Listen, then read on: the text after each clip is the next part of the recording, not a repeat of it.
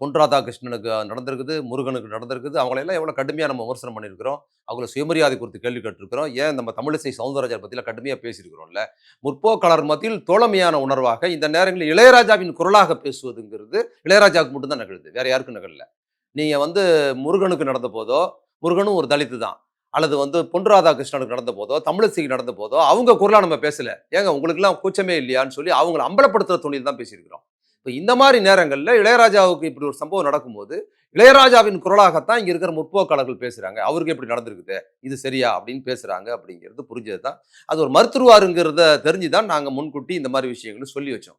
அவருக்கு இது உடன்பாடு இருக்காது. அவரு அவர திட்டமிட்டு அவங்க புறக்கணிச்சாலும், அதுதான் சிஸ்டம்னு அந்த சிஸ்டத்த அவர் லைக் பண்றாரு. அந்த சிஸ்டத்தோட சேர்ந்து புழங்குறாரு. அதனால அவரு பெருசா அத கருத மாட்டாருன்னு.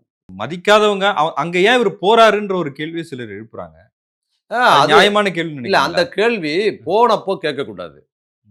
நீங்க அது போறீங்கன்னு சொன்னா, அதுதான் அவங்க விரும்புறாங்க. அததான் நம்ம திரும்பி சொல்றோம். நீங்க போறீங்கன்னா, உங்களுக்கு எதுக்கு இந்த கோயில்? உங்களுக்கு தனி கோயில் கட்டி தரேன் அப்படின்னு சொல்ற மாரி தான் அது. நீங்க ஏன் போறீங்கங்கிறது. அவர் போறாரு. போறவங்களுக்கு பெரியார் அததான் கடவுளே இல்லைன்னு சொன்னாரு. மதம் மாற்றம் இஸ்லாமியனா மாறிடு. அப்பதான் உனக்கு ஜாதியும் தீண்டாமை ஒழியும்லாம் சொன்ன பெரியார் தான். கருவறைக்குள் போவதற்கான சட்டத்தை நிறைவேற்றணும்னு சொன்னார் இல்லையா? போறவனுக்கான சுயமரியாதை ரொம்ப முக்கியம். போணும்னு விரும்புறாங்கல்ல. அவங்கள அவமரியாதைப்படுத்தாம இருக்கணும். அவங்கள மதிக்கணும் என்பதுதான் அதோட அடிப்படை. அங்க போனதுக்கு அப்புறம் ஏன் போறேன்னு கேட்பது முறை கிடையாது. அங்க போறவங்களுக்கான மரியாதையும், அங்க பெண்ணாக இருந்தாலும், ஆணாக இருந்தாலும் அவங்கள பக்தரா மட்டும் தான் ட்ரீட் பண்ணணும்னு நம்ம சொல்றோம். அததான் நான் திரும்பி திரும்பி சொல்றேன்.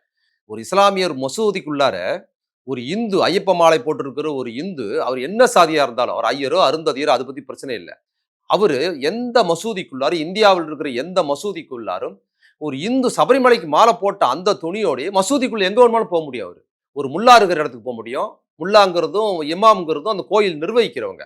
அந்த கோயில் இந்த இந்து கோயில் அர்ச்சகர் மாரி அங்க இருக்கிற இமாம் அவ்வளவு முக்கியமானவரு. அவரு எங்கெல்லாம் போறாரோ, அங்கெல்லாம் ஒரு இந்து போ முடியும். இந்து உடையோடயே போ முடியும். சபரிமலைக்கு மாலை போட்டே போ முடியும். அவங்களும் போறதில்ல. அது மட்டும் இல்ல, அந்த இமாமா இருக்கிறவரு தான் உட்கார்ந்தாருன்னா, அதே மாரி சரிசமமா சேர் போட்டு உட்கார வைக்கிறாரு. கட்டி தழுவிக்கிறாரு. வேற்று மதத்தை சார்ந்த ஒரு இஸ்லாமியர் ஒரு இந்துவை இந்து அடையாளத்தோட மசூதிக்குள்ள கூப்பிடுறாரு, மரியாதையா நடத்துறாரு. ஆனா இந்து மதத்துக்குள்ளார ஒரு இந்து தான் விரும்பின இடத்துக்கு போக முடியறது இல்ல, உள்ளவே விடுறதில்ல, வழிபட விடுறதில்ல, உள்ள போன அவமானப்படுத்துறாங்க.